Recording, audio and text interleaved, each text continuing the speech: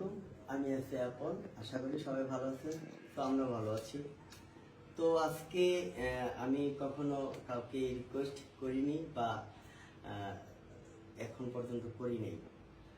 তো আমি এবার নতুন করে আমি রিকোয়েস্ট করার জন্য সবাইকে রিকোয়েস্ট করতে আসছি।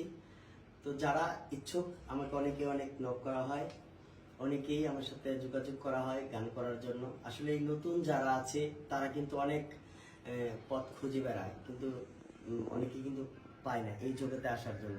আসলে লুক ছাড়া কিছু হয় না। অতএব আমি বলতে চাচ্ছি এটাই,